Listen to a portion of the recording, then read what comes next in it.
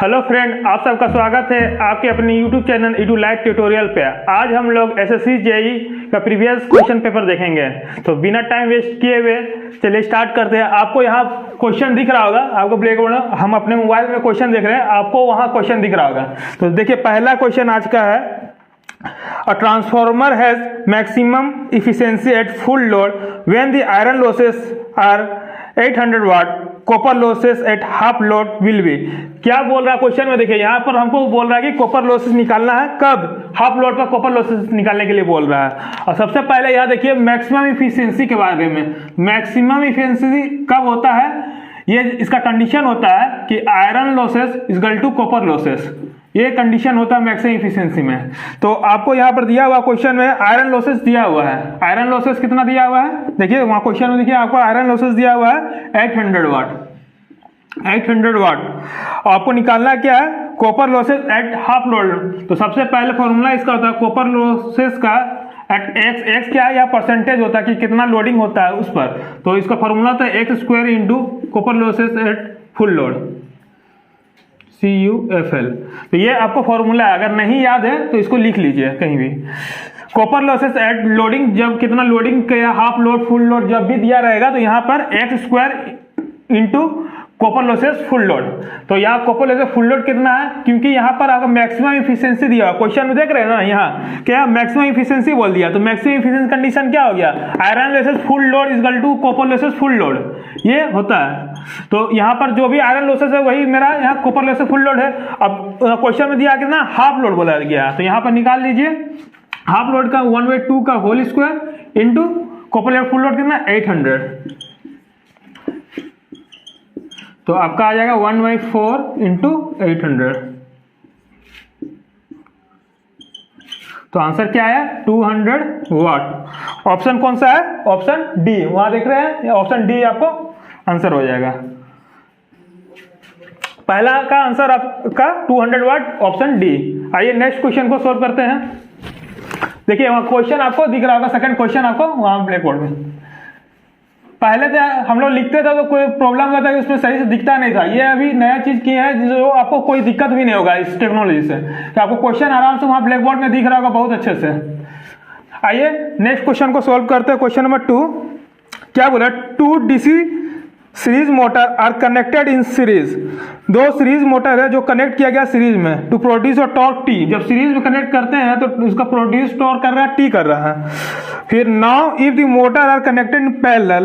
अब मोटर को हम लोग कनेक्ट कर रहे हैं पैरेलल में, connected in parallel, the torque produce will be. जब कनेक्ट कर रहे हैं पैरेलल में तो टॉर्क क्या प्रोड्यूस करेगा उसका बताना है, ठीक है। तो आइए सॉल्व करते हैं। सीरीज मोटर पहले आपको पता है, देखिए सीरीज मोटर, सीरीज मोटर।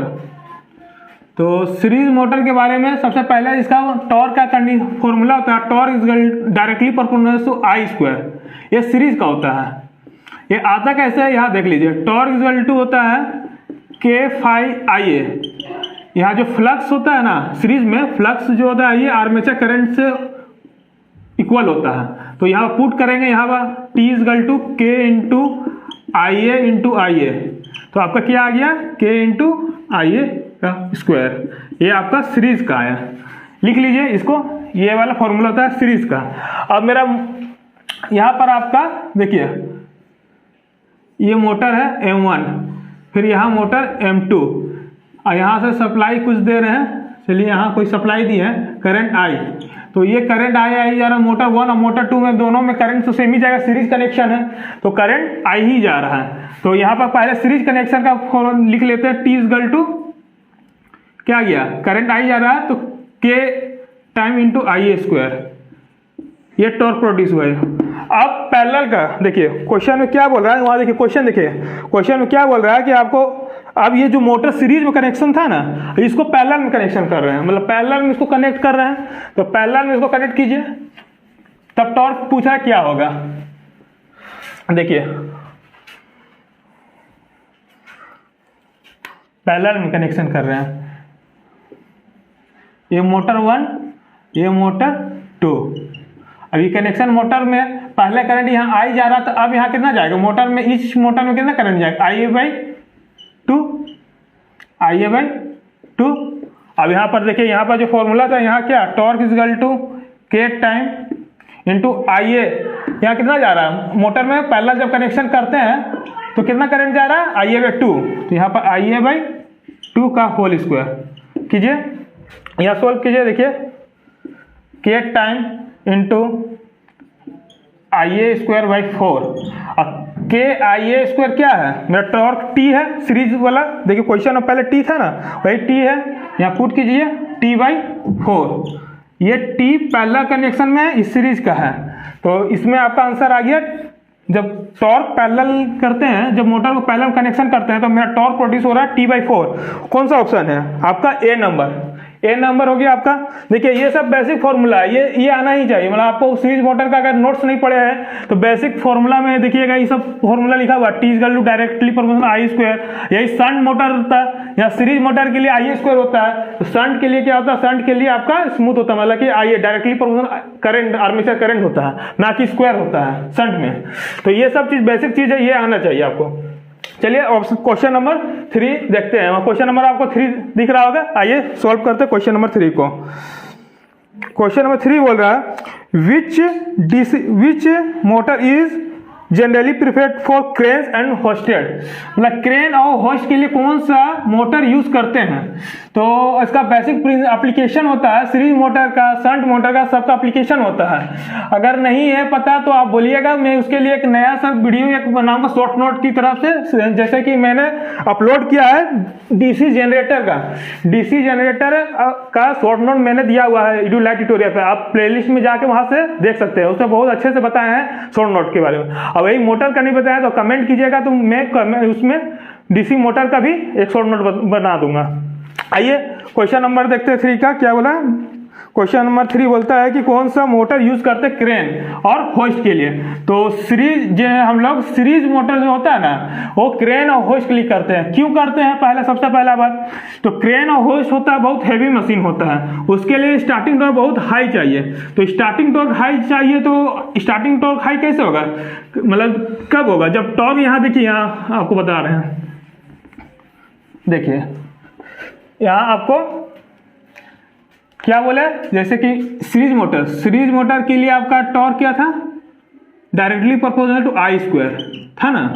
और शंट मोटर के लिए, इस सीरीज के लिए है, इस शंट के लिए आपको बता रहे हैं आई होता है। तो यहाँ देखिए जब टॉर्क हाई कब होगा, जब करंट का स्क्वायर है, बहुत मतलब स्क्वायर हो गया तो आपका टॉर्क बहुत ज्यादा हो जाएगा कंपेयर टू शंट मोटर से। ये यहाँ करंट आपका सिंपल डायरेक्टली प्रोपोर्शनल करंट है, तो इसी के लिए आपको सीरीज मोटर में करंट हाई होता है। तो करंट हाई होने से स्टार्टिंग टॉर्क भी बहुत हाई हो गया।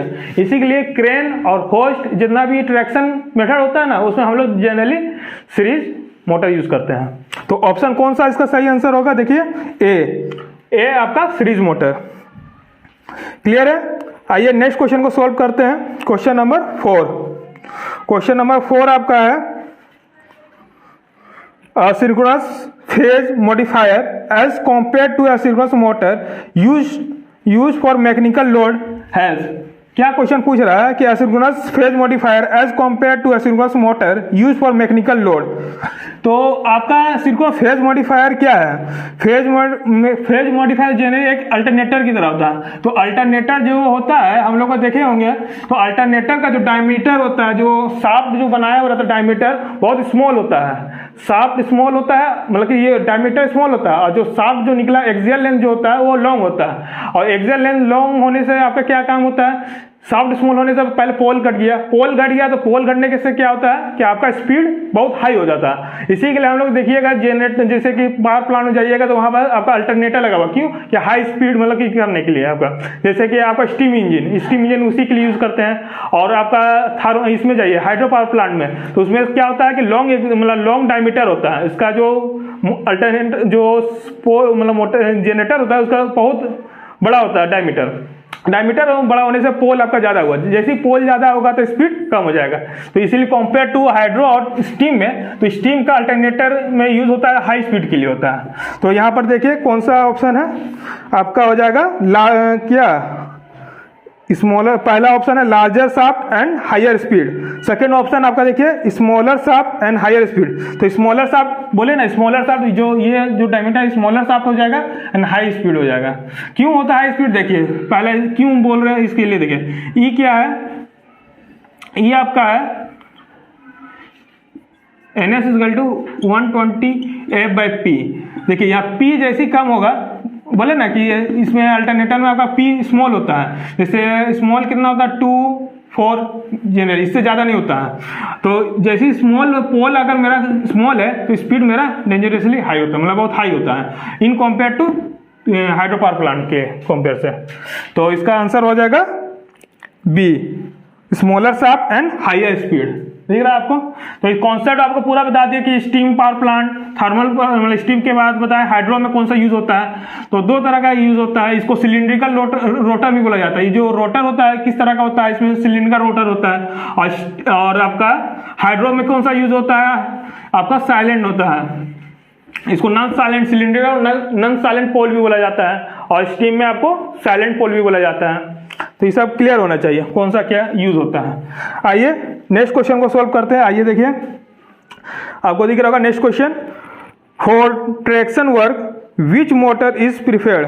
ट्रैक्शन अभी बताया ना, ट्रैक्शन पर्पस के लिए कौन सा यूज होता है, मतलब अभी सीरीज मोटर के पता है कि हाई स्टार्टिंग टॉर्क चाहिए, हाई स्टार्टिंग टॉर्क चाहिए तो ट्रैक्शन के लिए यूज होता है, जैसे क्रेन हो गया, होश हो गया आपका।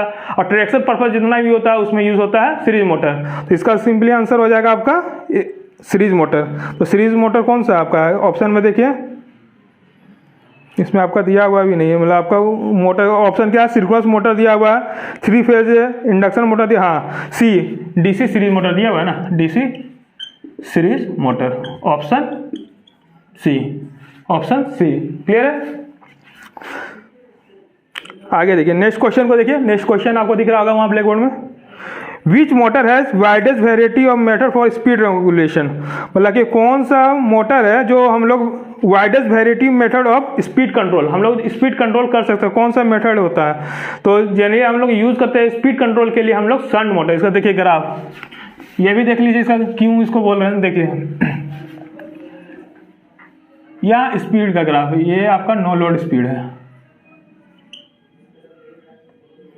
एन लिख लीजिए। और शंट का जैसे होता है इसका इस तरह का ग्राफ इसका बनता है। तो ये स्पीड से अप्रोक्स यहाँ पर वाइड वेरिएटी इसी के लिए इसमें यूज होता है हम लोग शंट के लिए, शंट के लिए है। सीरीज के लिए तो वेरी हाई हो जाता है, इसका सीरीज के लिए इस तरह का होता है। क्लियर है। तो शंट के लिए हम लोग वाइडेस्ट वेरिएटी शंट मोटर जो होता है, shunt motor DC shunt motor use करते हैं हम लोग widest variety of speed control के लिए। ऑप्शन कौन सा है, ए शंट मोटर, ऑप्शन ए। आइए नेक्स्ट क्वेश्चन को देखते हैं। क्वेश्चन है the transformer used for AC welding sets. Transformer used AC welding sets, हम लोग जो एसी वेल्डिंग जो वेल्डिंग ट्रांसफॉर्मर होता है, वेल्डिंग ट्रांसफॉर्मर करते हैं, कौन सा यूज करते हैं, बूस्टर टाइप यूज करते हैं, स्टेप अप टाइप करते हैं, और स्टेप डाउन टाइप या इक्वल टर्न टाइप। तो इसको समझने के लिए सबसे पहले आपको देखिए बताते हैं वेल्डिंग पर्पस। वेल्डिंग के लिए सबसे पहले क्या चाहिए, देखें कभी वेल्डिंग के लिए हम लोग सबसे ज़्यादा करंट चाहिए, हाई करंट चाहिए, तभी वेल्डिंग कर सकते हैं हम लोग, ना कि वोल्टेज है ज़्यादा। तो वेल्डिंग करने के लिए सबसे ज़्यादा हाई करंट चाहिए। तो हाई करंट चाहिए तो सबसे पहले देखिए क्या होता है, देखिए स्टेप अप का देखते हैं पहले, step up transformer, step up transformer. तो स्टेप अप ट्रांसफार्मर में क्या होता है, स्टेप अप ट्रांसफार्मर में आपका E1 लेस देन E2 होता है, मतलब E2 का वोल्टेज मतलब सेकेंडरी साइड टर्मिनल में आपका वोल्टेज ज़्यादा होता है। ये स्टेप अप कर रहे हैं तो वोल्टेज हाई होगा, तो जैसे ही वोल्टेज हाई होगा तो करंट आपका लो होगा। क्लियर है। इसमें स्टेप अप ट्रांसफार्मर में क्या होगा, सेकेंडरी साइड में आपका करंट लो हो जाएगा क्योंकि वोल्टेज को आप कर रहे हैं ना स्टेप अप में। तो यहाँ पर तो हमको चाहिए क्या, वेल्डिंग के लिए क्या चाहिए हमको, वेल्डिंग ट्रांसफार्मर के चलिए हाई करंट चाहिए, वेल्डिंग के लिए हमको चाहिए हाई करंट, वेल्डिंग के लिए हाई करंट। तो यहाँ पर अगर हम स्टेप अप ट्रांसफार्मर यूज करेंगे तो यहाँ तो करंट मेरा लो दे रहा है, तो ये तो होगा नहीं। अब स्टेप डाउन ट्रांसफार्मर देखिए, स्टेप डाउन के लिए स्टेप डाउन ट्रांसफार्मर। तो स्टेप डाउन के लिए क्या होता है आपका, स्टेप डाउन के लिए होता है E1 ग्रेटर देन E2, मतलब primary voltage greater than secondary voltage, मतलब प्राइमरी वोल्टेज और सेकेंडरी वोल्टेज। तो अगर नहीं पता चल रहा है तो देखिए यहाँ पर बता दे रहा है, यहाँ डायग्राम देखिए, यहाँ E1 हो गया, ये E2 हो गया, ये प्राइमरी हो गया, ये सेकेंडरी हो गया। तो इसमें ये जो वोल्टेज होता है स्टेप डाउन में क्या करते हैं, वोल्टेज को डाउन करते हैं ना, तो यहाँ वोल्टेज डाउन होगा।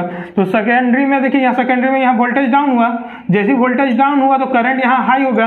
यही तो मुझे चाहिए वेल्डिंग के लिए, करंट हाई चाहिए हमको सेकेंडरी में। तो आपका कौन सा यूज हो जाएगा, स्टेप डाउन ट्रांसफार्मर यूज करते हैं वेल्डिंग। अगर रट के जाइएगा तो नहीं समझ, तो ये कॉन्सेप्ट आपको पता होना चाहिए। ये जितना भी हम कॉन्सेप्ट दे रहे हैं ये पता होना चाहिए, तो आपको रटने की जरूरत नहीं पड़ेगा इस सब के लिए। तो आपका आंसर कौन सा हो जाएगा, आपका देखिए आपका आंसर हो गया स्टेप डाउन टाइप सी, वहां देखिए सी हो गया। क्वेश्चन नंबर 8 देखिए क्वेश्चन दिख रहा होगा आपको, क्वेश्चन आप पढ़िए इसको, थोड़ा सोचिए इसको बनाने का। क्वेश्चन 8 क्या बोल रहा है, बैटरी चार्जिंग के लिए बोल रहा है, मतलब बैटरी चार्जिंग के लिए कौन सा मोटर यूज करते हैं, बैटरी चार्जिंग है ना।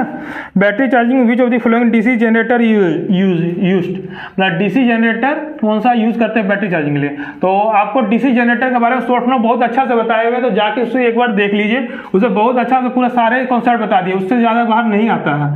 अभी तक जितना भी बताए हैं उस सब क्वेश्चन उससे बन जाता है। तो आप एक बार देख लीजिएगा उसको जाके, डीसी जनरेटर आपको शॉर्ट नोट करके प्लेलिस्ट बना हुआ है यूट्यूब में, तो वहां से आप देख सकते हैं। तो आइए इसको बताते हैं। जनरली ये आपका होता है, आपका क्या क्या बोल रहा है आपको, generator use battery charging, battery charging. तो बैटरी चार्जिंग के लिए हम लोग यूज करते हैं shunt generator, shunt generator DC shunt generator, option B DC shunt generator DC. आइए नेक्स्ट क्वेश्चन को देखते हैं। Question number 9, the no load speed of DC series motor. ये आप तो ऐसे ही बता दीजिएगा, पढ़े होंगे थोड़ा सा तो आपको पता होगा। No load speed of DC series motor, DC series motor का नो लोड क्या होता है, नो लोड कंडीशन पर डीसी सीरीज मोटर क्या होगा, हाई होता है, लो होता है, डेंजरसली हाई होता है। तो सबसे पहले इसका डीसी सीरीज मोटर का ग्राफ देखते हैं हम लोग। डीसी सीरीज मोटर का ग्राफ देखिए, ये स्पीड हो गया एन, ये आपका आई है। तो इस तरह का इसका ग्राफ होता है। तो देखिए ये करंट यहाँ पर हाई, यहाँ पर देखिए, ये अगर इस सब कंडीशन देख लीजिए, इस तरह का जाता है। तो यहाँ का कंडीशन देखिए, स्पीड जब नो लोड है ना, यहाँ नो लोड मान लीजिए, नो लोड कर दिया जाए, तो यहाँ मेरा स्पीड देख रहे हैं कितना हाई है, बहुत हाई है, बहुत डेंजरसली हाई होता है स्पीड। तो आपको सीरीज मोटर के लिए आपका ये ग्राफ याद रखना चाहिए कि एन वर्सेस करंट, मतलब स्पीड वर्सेस करंट का ग्राफ अगर याद है इस डीसी सीरीज मोटर का, तो आपका क्लियर हो जाएगा। यहाँ से आप ग्राफ देख रहे हैं ना कि कितना हाई है आपका करंट, मतलब कि स्पीड कितना हाई जा रहा है जब नो लोड पर है। जैसे जैसे मेरा करंट आगे बढ़ते जा रहा है तो मेरा स्पीड धीरे धीरे घटते जा रहा है। तो नो लोड कंडीशन पर, यहाँ पर नो लोड कंडीशन में मेरा स्पीड बहुत हाई हो जाता है, कौन सा, सीरीज मोटर के लिए। तो इसी के लिए हम लोग डायरेक्टली इस सीरीज मोटर को स्टार्ट नहीं करते हैं, नो लोड पर हम लोग सीरीज मोटर कभी भी स्टार्ट नहीं करते हैं स्पीड हाई होने के चलते। तो आपका ऑप्शन कौन सा हो जाएगा, देखिए ऑप्शन दिया very small, medium, very high, D है आपका स्मॉल। तो ऑप्शन कौन सा होगा, सी हो जाएगा, very high, very high. Clear है। आइए नेक्स्ट क्वेश्चन को देखते हैं। देखिए आपको क्वेश्चन दिख रहा होगा, नेक्स्ट क्वेश्चन ब्लैक बोर्ड पर, question number 10, area of hysteresis loop represent. Area of hysteresis loop, मतलब हिस्टैरिसीस लूप के बारे में बता रहा है, क्या डिफाइन करता है। अगर एरिया ऑफ हिस्टैरिसीस लूप क्या डिफाइन करता है, तो सबसे पहले हिस्टैरिसीस लूप के ग्राफ जानते होंगे। तो ऐसे हिस्टैरिसीस लूप के बारे में आपको सिंपली बता दे रहे हैं, अगर एरिया का देखा जाए हिस्टैरिसीस लूप तो हिस्टैरिसीस लॉसेस देता है। तो इसका ऑप्शन कौन सा आंसर हो जाएगा आपका, ऑप्शन डी। इसका आंसर जो अभी दिख रहा है क्वेश्चन का, उसका ऑप्शन डी हो जाएगा, क्या है, हिस्टैरिसीस लॉस। तो चलिए थोड़ा सा देख लेते हैं हिस्टैरिसीस लॉसेस क्या होता है। देखिए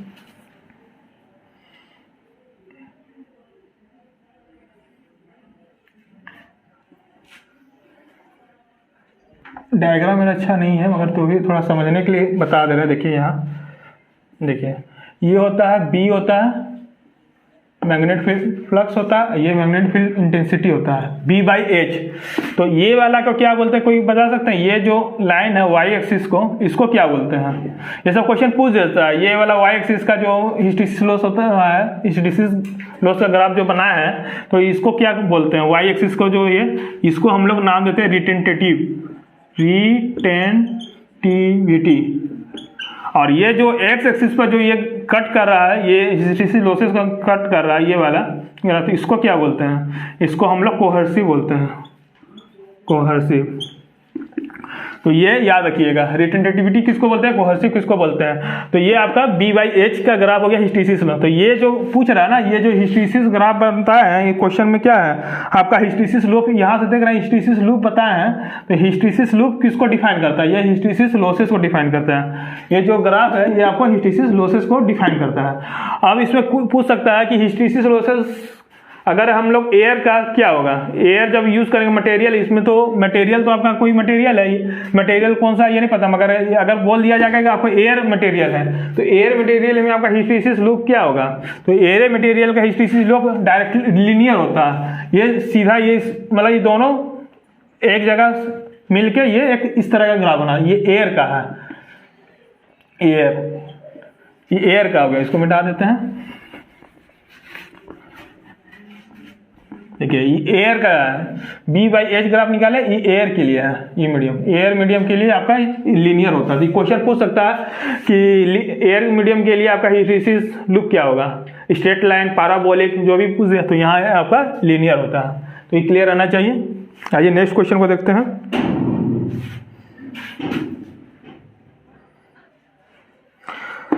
नेक्स्ट क्वेश्चन है आपका, आपको दिख रहा होगा ब्लैक बोर्ड में, क्वेश्चन नंबर 11 है।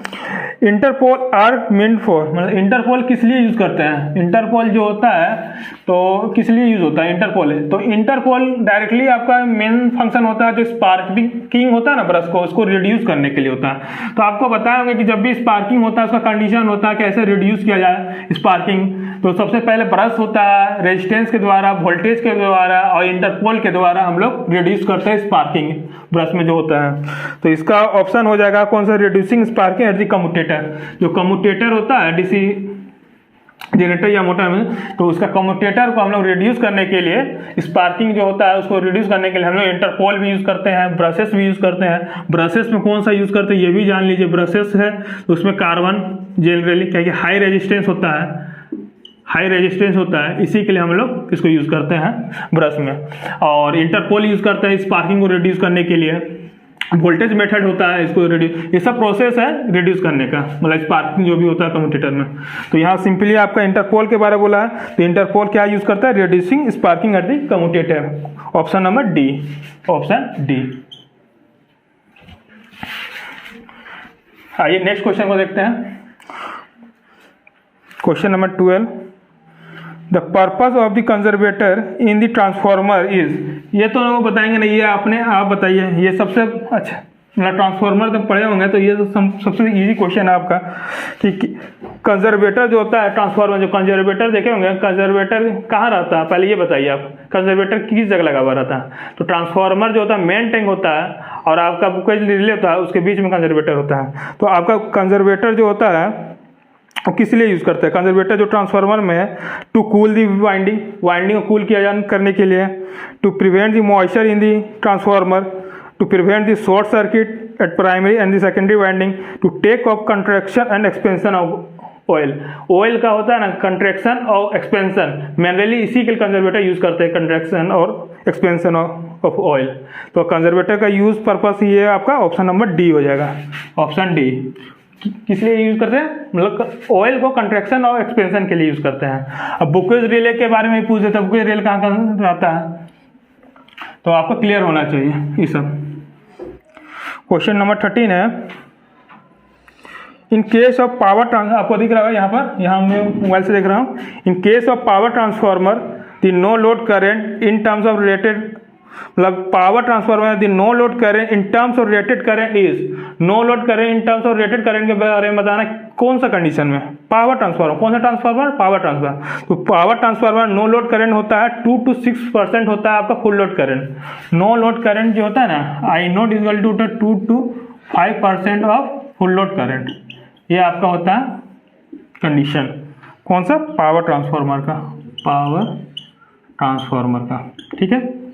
इसका ऑप्शन हो जाएगा बी, इसका सही आंसर है बी।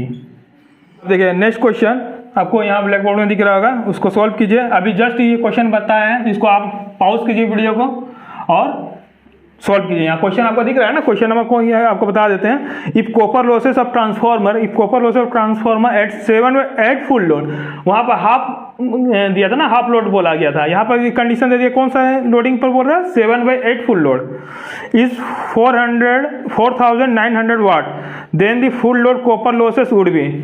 कॉपर लोड क्या, फुल लोड का पूछ रहा है, ना कि ये मतलब एक्स टाइम का पूछ रहा है, मतलब लोडिंग का कंडीशन का फुल लोड का नहीं पूछ रहा है, हमको पूछ रहा है फुल लोड कॉपर लॉसेस बताना है जब मेरा लोडिंग 7/8 टाइम्स हो जाए।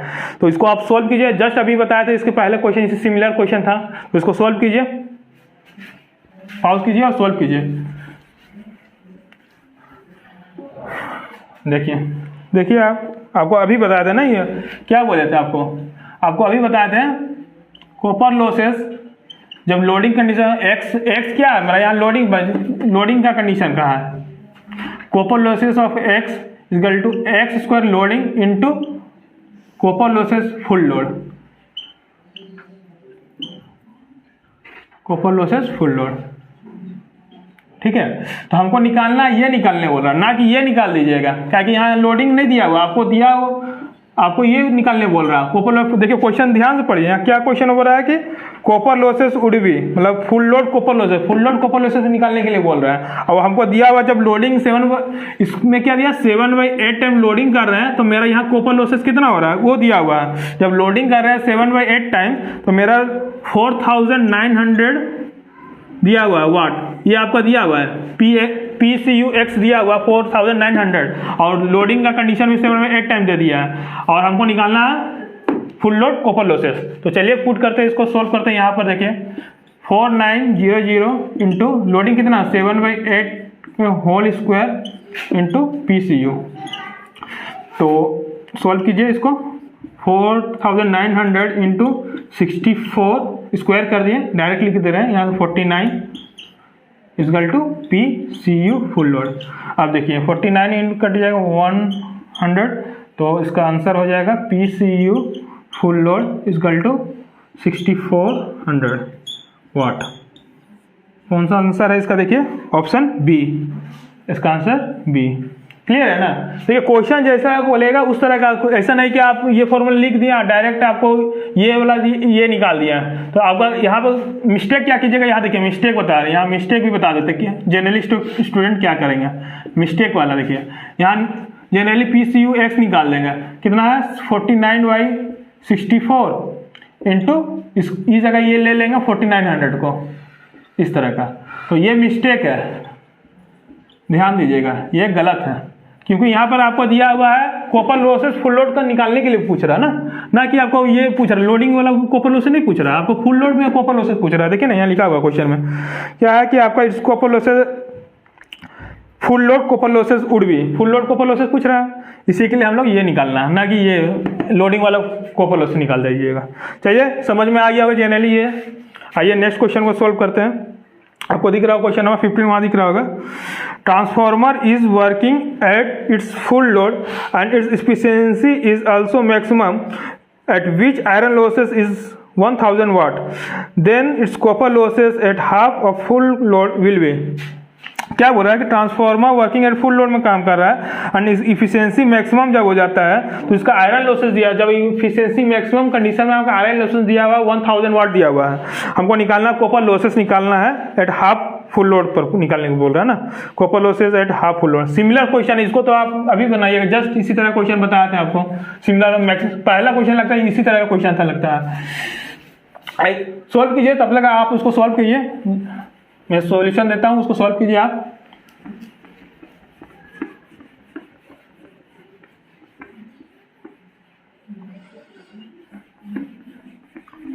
देखिए आपको अभी बताया ना, iron losses equal to maximum, iron losses equal to copper losses होता है कब, मैक्सिमम एफिशिएंसी का कंडीशन होता है iron equal to copper losses. आपका कॉपर लॉसेस निकालना बोल रहा है कि कब बोल रहा है, आपका पूछ रहा है आपका copper losses at half of full load, मतलब हाफ पूछ रहा है, हाफ कंडीशन पर पूछ रहा है। तो सबसे पहले यहाँ देखिए,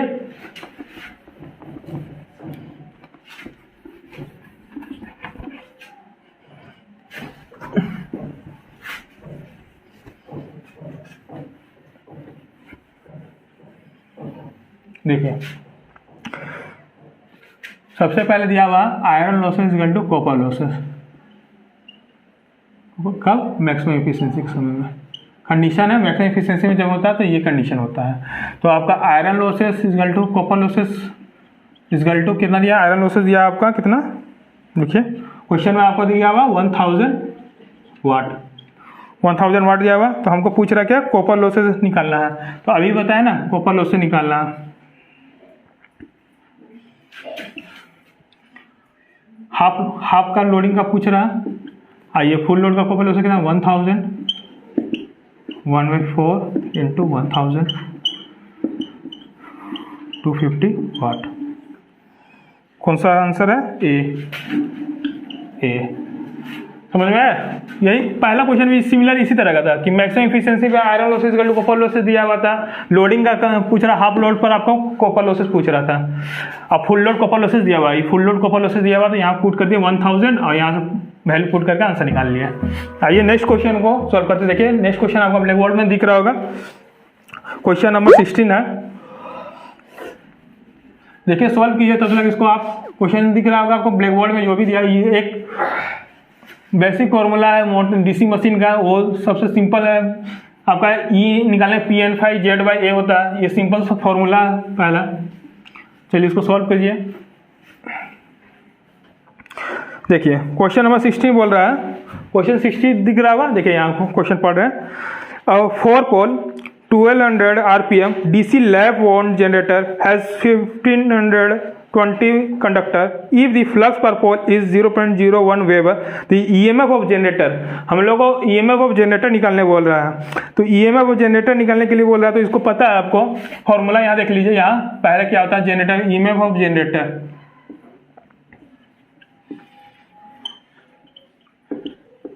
PN5 Z/A इंटू 60। ये फॉर्मूला नहीं पता है तो इसको नोट्स कर लीजिए।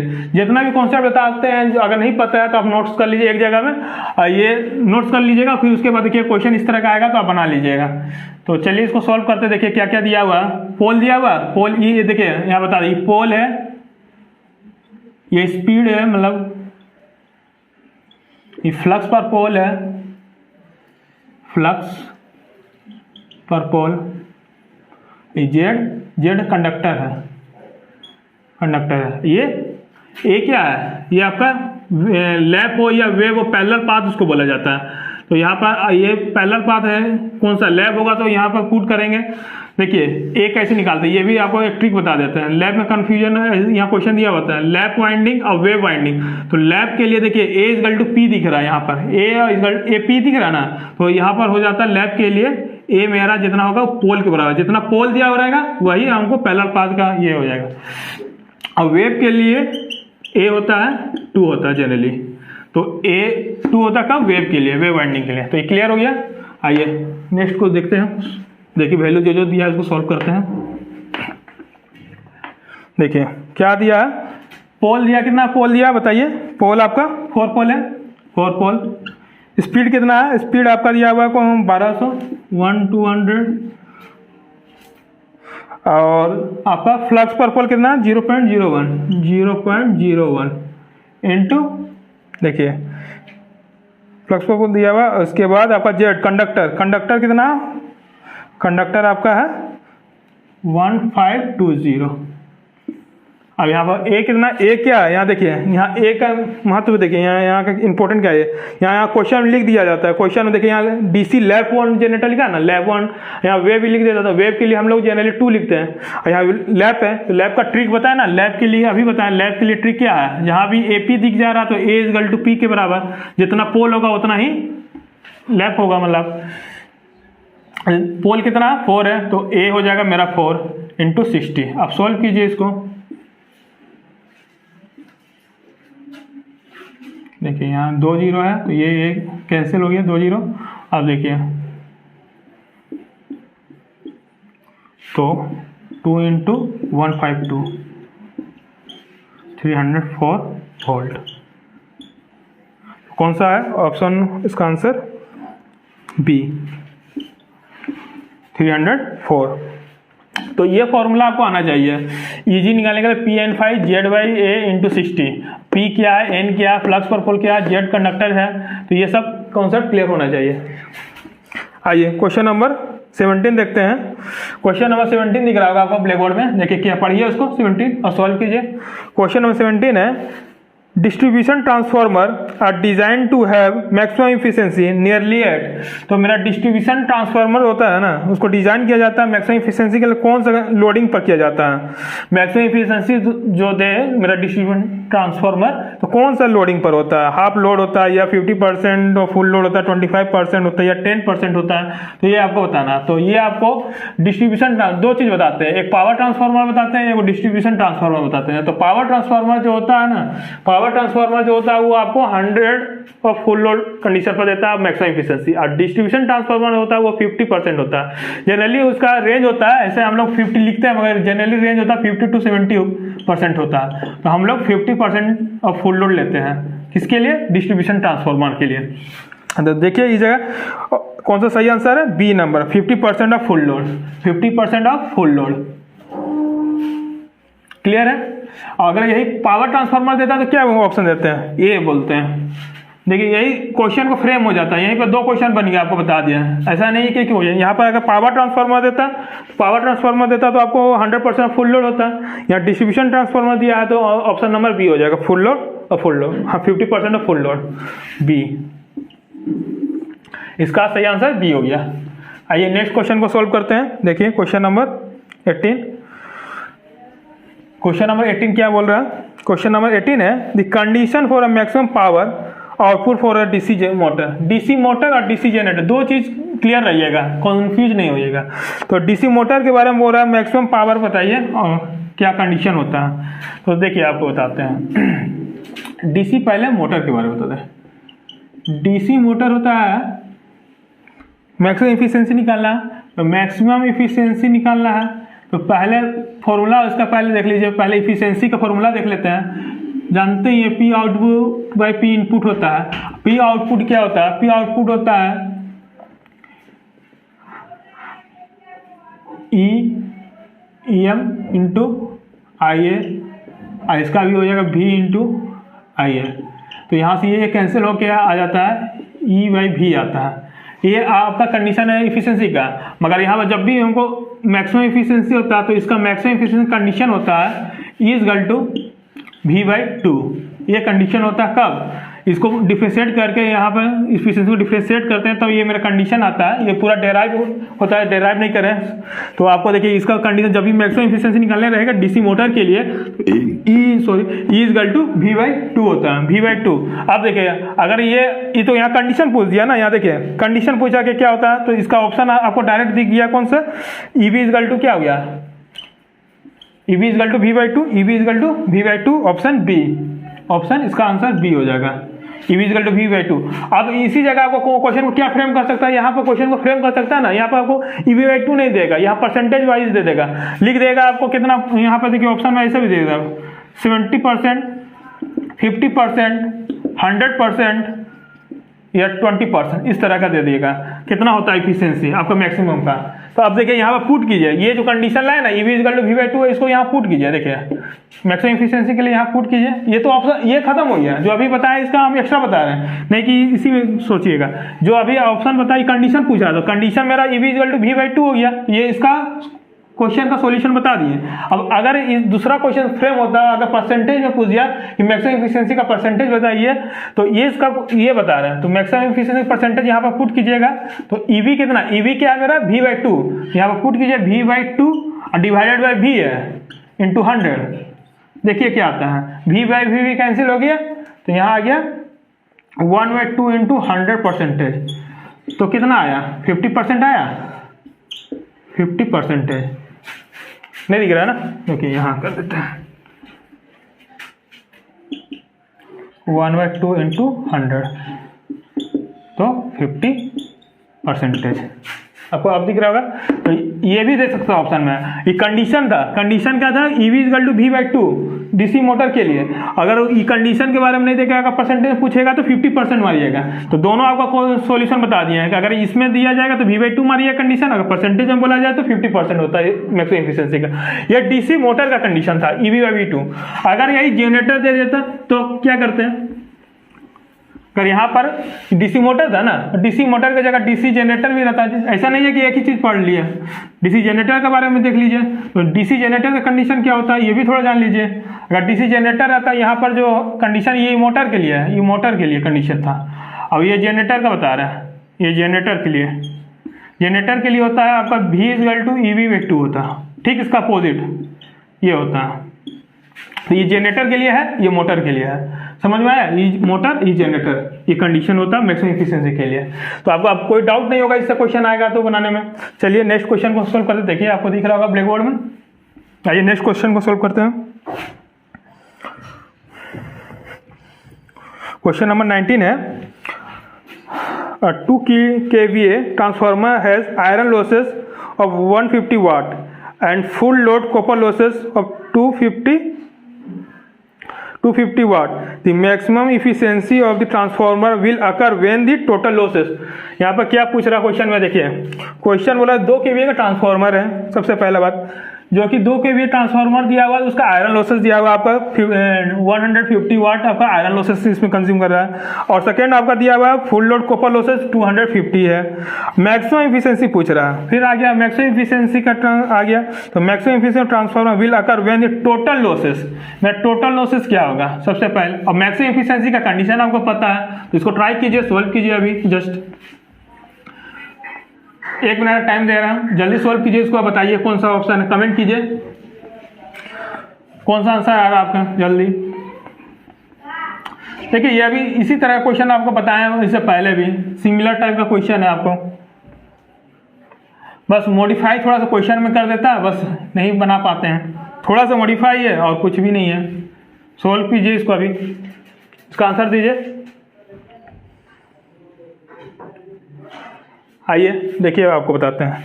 सबसे पहले देखिए यहाँ आयरन लॉसेस दिया हुआ है 150 वाट, क्लियर है।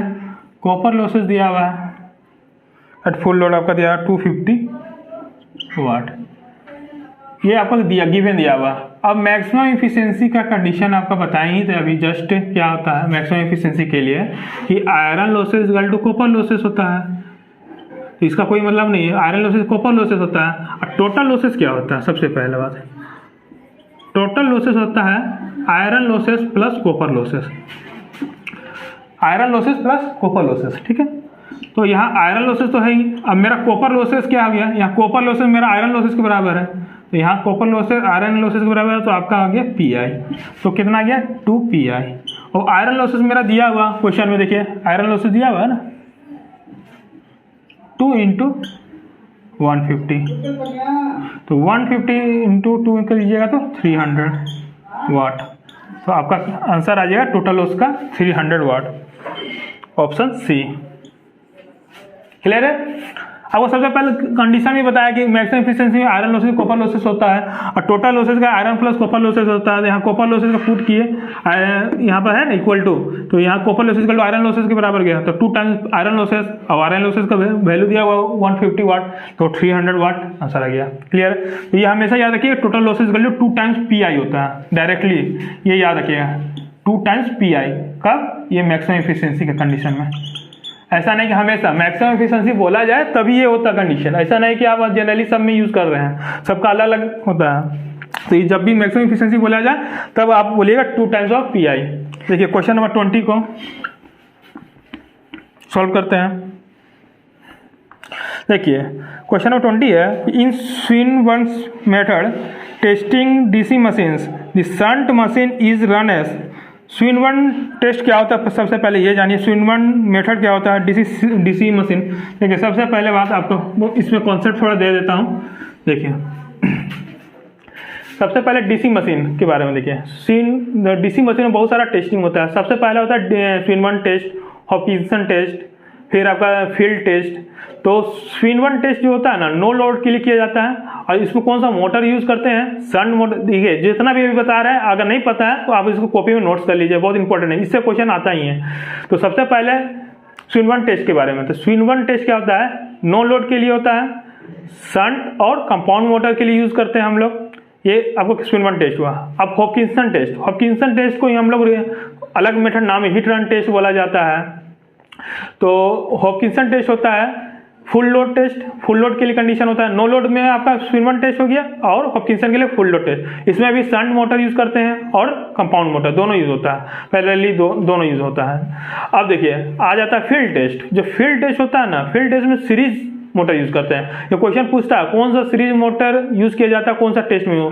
जैसे कि हर एक मोटर का यूज एप्लीकेशन पूछ देगा आपको, स्विनबर्न टेस्ट में कौन सा मोटर यूज करते हैं, सीरीज मोटर, शंट मोटर या शंट और कंपाउंड मोटर, इस तरह का ऑप्शन दिया जाता है। तो अभी जो बताएं हम लोग वो बहुत क्लियर हो जाइए कि स्विनबर्न टेस्ट के लिए शंट कंपाउंड मोटर यूज करते हैं, नो लोड के लिए, क्लियर हो गया। आइए हॉपकिंसन टेस्ट के लिए। हॉपकिंसन के लिए क्या है, हॉपकिंसन के लिए है आपको सिंपल है, आपका full load test, shunt motor and compound motor दोनों यूज होता है। अब आइए फील्ड टेस्ट। फील्ड टेस्ट के लिए क्या होता है, फील्ड टेस्ट के लिए आपका हो गया सीरीज मोटर। तो ये क्लियर होना चाहिए। आइए क्वेश्चन को देखते हैं, किसके लिए बोल रहा है, स्विनबर्न मेथड बोल रहा है। तो स्विनबर्न टेस्ट के लिए देखिए मोटर एट, पहला देखिए ए मोटर एट फुल लोड।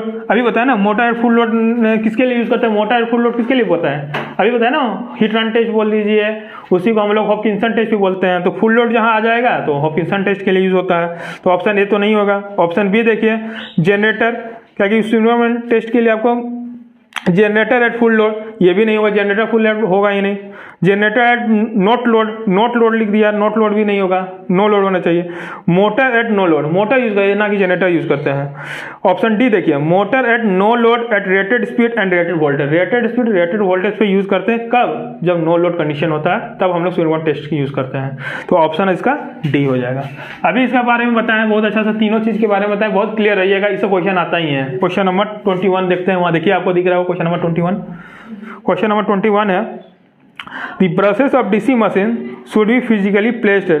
जो ब्रश होता है डीसी मशीन का फिजिकल, देखो यहाँ पर दो चीज़ है आपका, एक होता है फिजिकली होता है, एक प्रैक्टिकली होता है। तो यहाँ पहले सबसे पहले आइए फिजिकली के बारे में बताते हैं। देखिए क्लियर है, देखिए ये मोटर है, यहाँ पर मान लीजिए ये नॉर्थ पोल है, ये साउथ पोल है।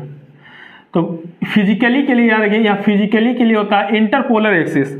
तो इंटरपोलर एक्सिस का मतलब क्या होता है, ये देखिए पोल है ना, ये पोल हो गया पोलर एक्सिस, ये एक्सिस जो दिख रहा है पोलर एक्सिस हो गया, ये जो लाइन दिख रहा है इसको इंटरपोलर एक्सिस रहता है। तो जब क्वेश्चन में बोला जाए फिजिकली ना कि प्रैक्टिकली, फिजिकली लिख लीजिएगा, फिजिकली बोला जाए तो इंटरपोलर एक्सिस, मतलब कि ब्रश कहाँ रखेंगे, ना कि यहाँ पोलर एक्सिस पे। ब्रशेस मेरा यहाँ रहेगा, ये जगह ब्रश रहता है, ये ब्रश हो गया, ये जगह ब्रश होता है। कब, फिजिकली। दो कंडीशन होता है, एक फिजिकली के लिए होता है और एक आपका प्रैक्टिकली के लिए। देखिए सेकंड वाला, ये आपका इसका आंसर देखिए कौन सा है, आपका 21 का है, commutator in the interpolar. Option number D देखिए, commutator in the interpolar axis. कौन सा, D, commutator in the interpolar. ये इंटरपोलर एक्सिस पर ब्रशेस यहाँ पर पुट करते हैं इंटरपोलर एक्सिस में।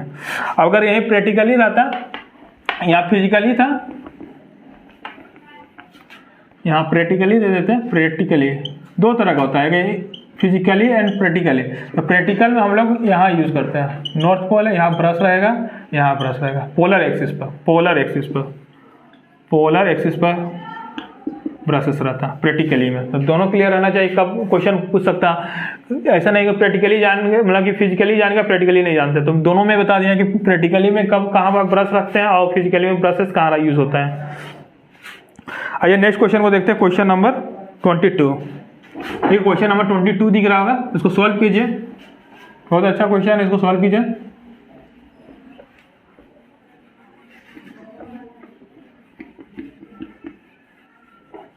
क्वेश्चन नंबर 22 देखिए, पढ़िए। डीसी शंट जनरेटर, सबसे पहले बात है DC shunt generator is delivering 500 ampere at 200 voltage. The shunt field is 10 ampere. Shunt field is 10 ampere. The armature resistance is 0.01 ohm. The step power is 5000 watt. The efficiency of the generator, मुझे efficiency of the generator पूछ रहा है। तो सबसे पहले कौन सा generator है ये देख लीजिए, ये आपको बहुत अच्छा से कॉपी में नोट्स दिए हैं जनरेटर के बारे में, सबके बारे में बहुत, जितना भी टाइप जनरेटर है ना उसके बारे में पूरा बताएं, डायग्राम के साथ बताएं कि कैसे यूज़, कहाँ कहाँ यूज़ होता है, क्या इसका एप्लीकेशन है, और फॉर्मूला भी बताएं। तो सबसे पहले देखिए डीसी शंट जनरेटर बनाते हैं। तो डीसी शंट जनरेटर आपको देखिए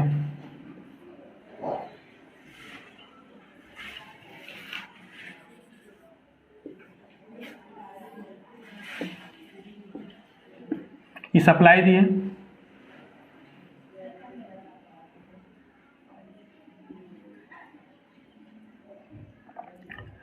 ये IL हो गया, ये I शंट हो गया, ये IA हो गया, ये EG हो गया, ये डीसी शंट, ये RF हो गया, मतलब R शंट बोल दीजिए, R शंट हो गया। यहाँ से लाइन करंट है, ये सप्लाई भी वोल्टेज है। देखिए ये डायग्राम आपको क्लियर होना चाहिए। अब देखिए क्वेश्चन में क्या क्या दिया हुआ, क्वेश्चन में दिया हुआ है delivering 500 ampere, delivery line current दिया हुआ है, डिलीवरिंग कर रहा है 500 एम्पियर, ठीक है, 500 एम्पियर डिलीवरिंग कर रहा है एट 220 वोल्टेज, वोल्टेज कितना दिया हुआ 220 वोल्टेज, क्लियर है। सन फील्ड करंट, सन फील्ड करंट जो यहाँ जो सन फील्ड करंट है ये आपको दिया हुआ, कितना दिया हुआ सन फील्ड करंट 10 एम्पियर, 10 एम्पियर। दी आर्मेचर रेजिस्टेंस, यहाँ जो यहाँ पर EG के साथ आर्मेचर रेजिस्टेंस रहता है, यहाँ पर R है, ये आपका वैल्यू दिया हुआ 0.01। दी स्ट्रे पावर लॉसेस, यहाँ लिख देते हैं stray power losses, stray losses आपका दिया हुआ 5000 वाट। हमको इफिशियंसी निकालने बोल रहा है, इफिशियंसी निकालने बोल रहा है, तो इफिशियंसी का आपका फॉर्मूला आपको बताए थे। तो आपको इफिशियंसी पहले, सबसे पहले इफिशियंसी का फॉर्मूला लिख लेते हैं। तो ये देखिए यहाँ इफिशियंसी का फॉर्मूला लिख देते हैं। इफिशियंसी इज इक्वल टू होता है P output by P output plus losses. Losses में क्या क्या आता है ये भी लिख लीजिए। लॉसेस में यहाँ पर आपका आता है, लॉसेस में क्या क्या यहाँ यूज़ होता है, पहले ये फार्मूला लिख लिए, इफिशियंसी का formula P output by P output plus P losses. ऐसे होता है P output by P input, जितना भी आउटपुट बाई इनपुट करते हैं तो इनपुट को लिख सकते हैं हम लोग, P इनपुट को लिख सकते हैं P आउटपुट प्लस लॉसेस होता है। तो ये भी आपको पूरा डिटेल में बता दे रहे हैं कहाँ से फॉर्मूला है, ठीक है। तो क्लियर हो गया, इसका जरूरत नहीं है। देखिए लॉसेस में कौन कौन लॉसेस होता है, सन फील्ड कॉपर लॉसेस, सन कॉपर लॉसेस, सन कॉपर लॉसेस। सेकेंड आपका है सन कॉपर लॉसेस हो गया आपका, फिर armature copper losses, armature copper losses, उसके बाद stray power losses, stray losses. तो हमको ये सब लॉसेस निकालना पड़ेगा आपको सबसे पहले। तो पहले सबसे पहले P आउटपुट निकालना होगा, क्योंकि P आउटपुट मेन है। तो P आउटपुट आपको पता है, P आउटपुट यहाँ दिया हुआ V into I L, V into I L. तो V इंटू आई एल कितना आया, V आपका 220 है, इंटू आई एल कितना है 500 है, तो आपका आ जाएगा 110 किलोवाट। क्लियर है, ये मेरा P आउटपुट निकल गया है, आपको दिख रहा है ना P आउटपुट। क्वेश्चन यहाँ देख लिया, देखिए सब प्रोसेस वाइज बताते जा रहे हैं। सबसे पहले डायग्राम, बहुत इंपॉर्टेंट डायग्राम, या लाइन करंट, शंट करंट, फिर आर्मेचर करंट निकालने का फॉर्मूला। शंट के लिए आर्मेचर करंट होता है IL प्लस I शंट, दोनों दिया हुआ है। IL दिया है आपका 10 है, और I शंट कितना दिया हुआ, I शंट आपका लाइन करंट, सॉरी यहाँ लाइन करंट 500 है, प्लस I शंट कितना 10, तो 510 एम्पियर। सब नोट्स कर लीजिए, ये सब जरूरत पड़ेगा। तो आपको इतना समझ में आ गया। तो शंट कॉपर लॉसेस निकालना है, आर्मेचर कॉपर लॉसेस निकालने के लिए कैसे निकालेंगे, तो आर्मेचर कॉपर लॉसेस निकालने के लिए V इंटू आई ए करना होगा। तो V इंटू आई ए, तो यहाँ पर देखिए स्ट्रे लॉसेस तो दिया हुआ है, तो इसको मिटा देते हैं। देखिए इसको मिटा रहे हैं, ठीक ना, यहाँ स्पेस नहीं है तो उसको मिटा रहे हैं। सॉल्व कीजिए, इसको निकालिए। शंट कॉपर लॉसेस, सबसे पहले shunt field copper losses, shunt field copper losses हो जाएगा आपका जो वोल्टेज था इंटू आई ए, जो शंट की तरफ जो करंट जा रहा था उसका लॉसेस निकाले, V इंटू आई ए होता है ना। तो V कितना है शंट के लिए 220 है, और देखिए shunt field losses,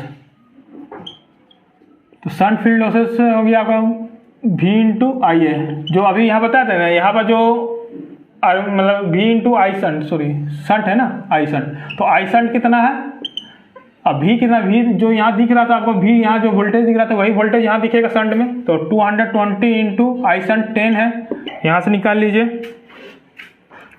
2 into 2 kilowatt, ये आपका निकल गया shunt field copper losses. Armature copper losses निकाल लीजिए, तो आर्मेचर कॉपर लॉसेस निकालने के लिए आपका जो आपका फॉर्मूला है आपको बताया था, आर्मेचर के लिए जो आर्मेचर करंट निकला है ना V इंटू आई है, तो armature copper losses I square R होता है, तो armature copper losses I square R, देखिए आर्मेचर कॉपर लॉसेस, तो आई स्क्वायर इंटू आर, इसे मिटा दे रहे हैं, जो अगर नोट कर लिए होंगे इसीलिए मिटा दे रहे हैं, देखिए आई स्क्वायर आर, तो आई स्क्वायर कितना, ये आर्मेचर कर लेना ना कि फील्ड वाला, whole square into resistance, resistance question में कितना दिया हुआ था, रेजिस्टेंस क्वेश्चन में दिया था 0.01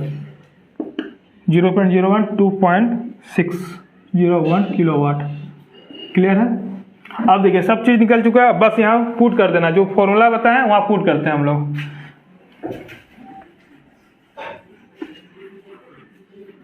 देखिए यहाँ पर फॉर्मूला पुट कर रहे हैं, यहाँ दिख रहा है ना आपको ब्लैक बोर्ड में, देखिए यहाँ इफिशियंसी निकाला ना, तो इफिशियंसी पी आउटपुट कितना, पी आउटपुट आपको अभी निकाले थे, पी आउटपुट निकला था 1100 किलोवाट निकल गया था आपका, वो यहाँ अभी निकाले था 110 किलोवाट, 110 फिर इसके और एक जीरो हो जाएगा, फिर यहाँ पर लिख लीजिए पी आउटपुट, फिर पी आउटपुट इसको किलोवाट ही लिख दीजिए, छोड़िए 110 किलोवाट, 110 किलोवाट। और लॉसेस देखिए, लॉसेस कितना था, यहाँ लॉसेस में जो जो बताएं वो लिखते जाइए, देखिए 2.60, यहाँ ब्रेकर में 2.60 किलोवाट प्लस यहाँ पर आपका 2.2 किलोवाट प्लस स्ट्रे लॉसेस 5000।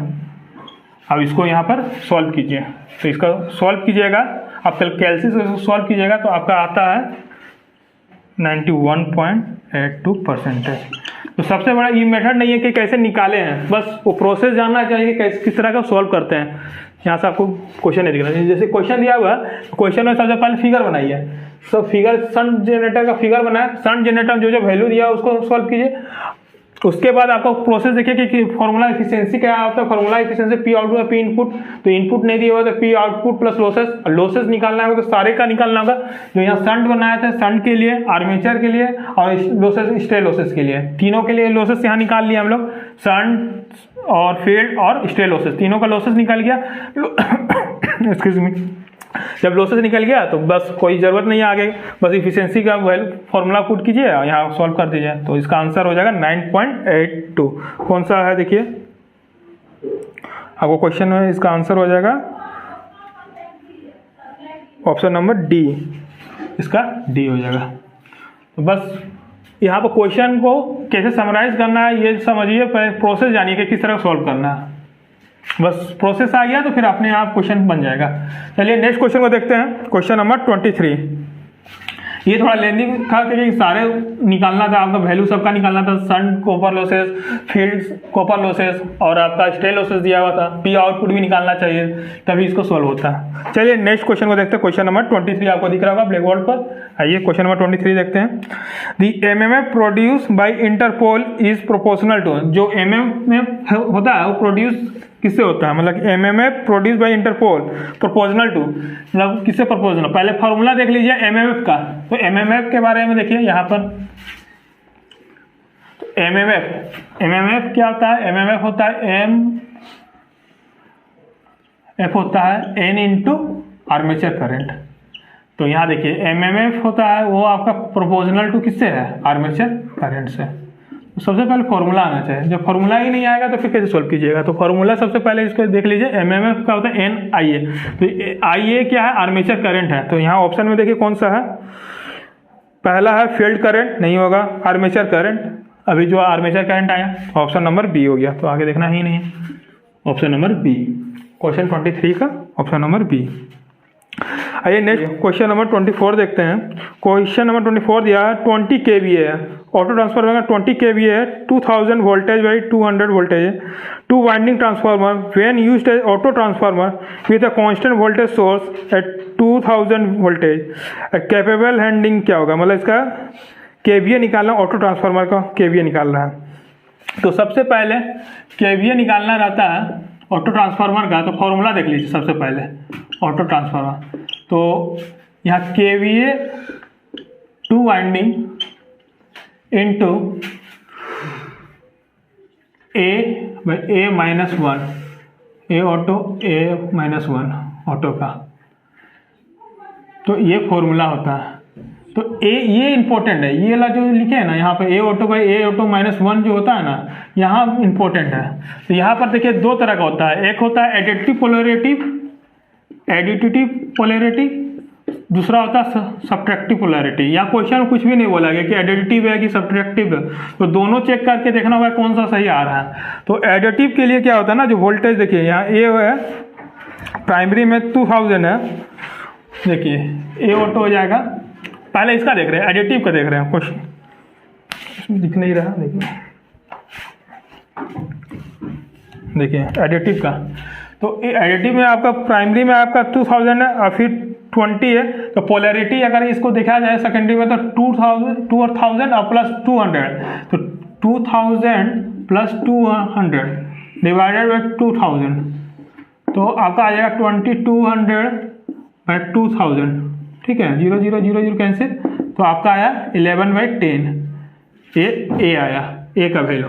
तो 11/10 यहाँ पुट कीजिए, देखिए केवीए 2 वाइंडिंग का केवीए कितना दिया हुआ आपका, दिया 20 केवीए दिया, 20 केवीए इंटू ए ऑटो कितना 11/10 डिवाइडेड बाई 11/10 माइनस 1, तो इसको सॉल्व कीजिए, 20 इंटू 11/10, 11 माइनस 10/10, ये कैंसिल आ गया, तो आप क्या आ गया 220 kVA।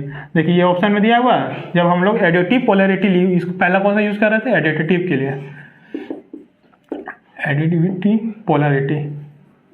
तो एडिटिव पोलैरिटी यूज़ किए तो हम मेरा आ रहा है 220 kVA। ऑप्शन देखिए, ऑप्शन में है 220, नन ऑफ दिस भी दिया है, तो ऐसा नहीं कि नन ऑफ दिस मार दीजिए, सब्ट्रैक्टिव एक बार चेक कर लीजिए इसमें। तो सब्ट्रैक्टिव देखिए, तो सब्ट्रैक्टिव के लिए क्या करते हैं, एडिटिव का देख लिया, अब सब्ट्रैक्टिव का देखते हैं। देखिए तुरंत बता दें यहाँ पे सब्ट्रैक्टिव के लिए, बस वो जो पोलैरिटी होता है वो माइनस 2000 जो है वो माइनस हो जाता है सब्ट्रैक्टिव के लिए।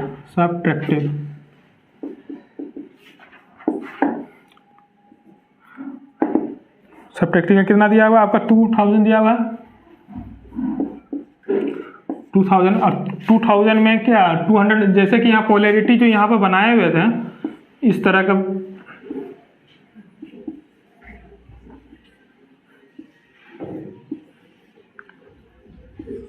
इस तरह का जो बना हुआ रहता है, तो ये पोलैरिटी दोनों एक यहाँ प्लस और माइनस, एक बार माइनस प्लस करके यहाँ ऐड होता है, एक माइनस करके सब्ट्रैक्टिव करते हैं। तो पूरा डायग्राम यहाँ भी नहीं बता रहे हैं जगह के चल, देखिए यहाँ आपका हुआ सब्ट्रैक्टिव के लिए 2000 माइनस 200, तो कितना 1800, तो 0 0 0 कैंसिल आ गया, तो 10/9। अब यहाँ पुट कीजिए इसमें जो अभी बताएं, केवीए किसका निकालना, ऑटो का निकालना।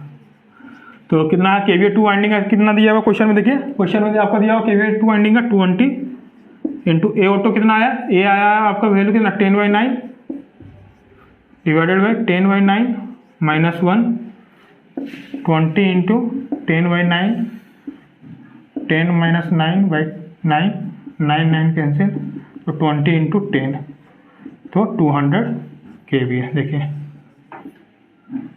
है ऑप्शन में 200। देखिए ऑप्शन बी हो गया आपका, क्लियर है, ऑप्शन बी आपको दिख रहा है। आइए नेक्स्ट क्वेश्चन को सॉल्व करते हैं। समझ में ऐसा नहीं कि आप नन ऑफ दिस, पहले यहाँ क्वेश्चन में दिया भी नहीं कि एडिटिव है या सब्ट्रैक्टिव है, मगर आपको सॉल्व जब डायग्राम बनाएगा तो वहाँ से आपको सॉल्व करना होगा, एक एडिटिव के लिए एक सब्ट्रैक्टिव के लिए। जब एडिटिव के लिए देखिएगा ऑप्शन आ ही नहीं रहा तो एक और सब्ट्रैक्टिव देख लीजिएगा, ऐसा नहीं कि दोनों दे देगा, एडिटिव और सब्ट्रैक्टिव ऐसा नहीं है, क्वेश्चन में नहीं देगा दोनों।